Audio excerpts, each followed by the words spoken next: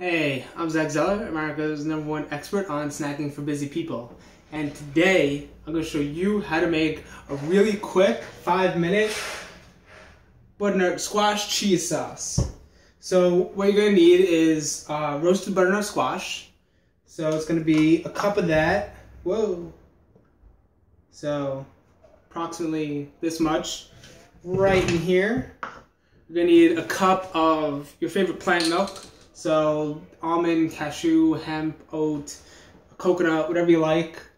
Just add a cup of that right in there. And then half a cup of pimentos. So pimentos are also called like cherry peppers. They're kind of, if you take like a red pepper and you squash it down in half, it looks like that. I actually couldn't find these fresh in my grocery store, but they sell them in these little jars. Like this. So you could use that. I'm gonna use that and make it semi-homemade. Just a half a cup of that is going right in. And then you gotta bring the cheese flavor.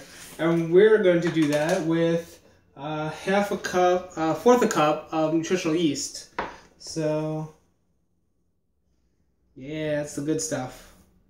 Add that right in. Just blend it up. Ready?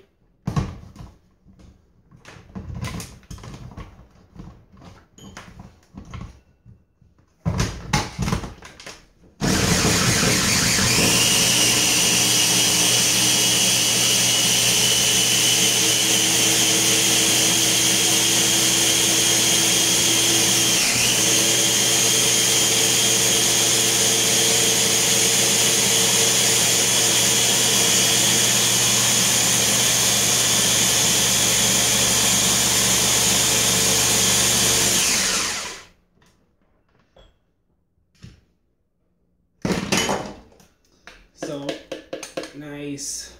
Look at how beautiful this is. But we're not done yet.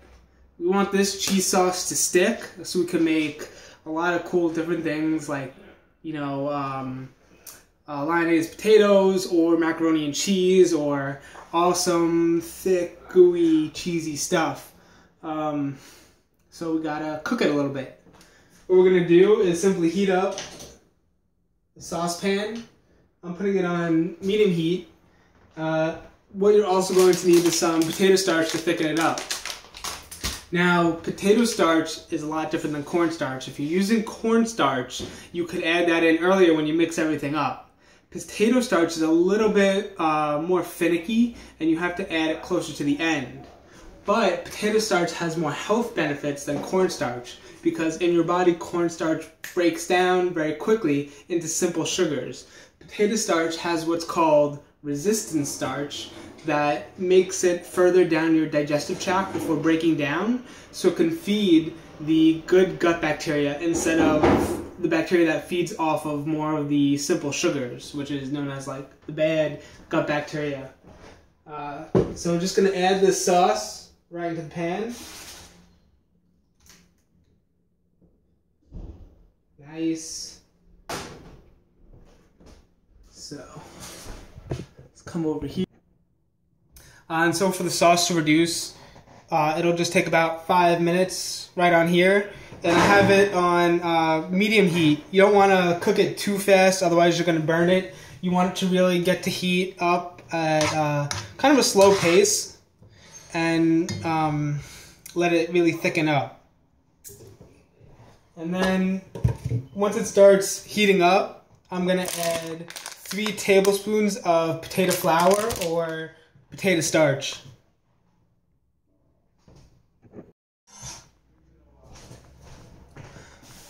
So it's starting to boil up, and we're gonna go in and add 3 tablespoons of potato starch.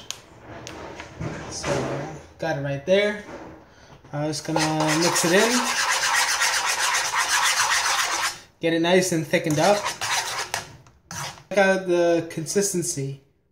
It's not as watery as before. It's definitely thickening up a little bit. And it's sticking a lot better. And so when we cook with it, it's going to really attach itself onto any noodle, any grain, any vegetable that we want to cook it in. And it's going to taste amazing also. So it's kind of simmering. It's been about 5 minutes, so I'm going to take it off the heat.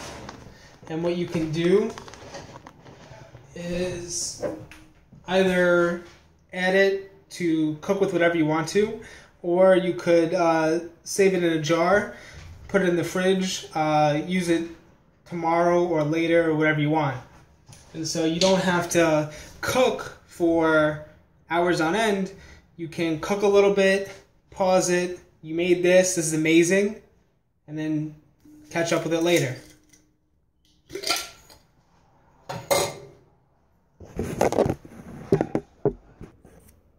So at the end, we're left with a solid half a quart or about a pint of our cheese sauce.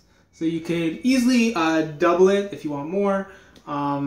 Yeah, but anyway, I'm Zack from thesnackhacker.com, and if you like this video, give it a thumbs up. If you have any questions or comments, just put those down below, and don't forget to subscribe to find out when I put out new videos.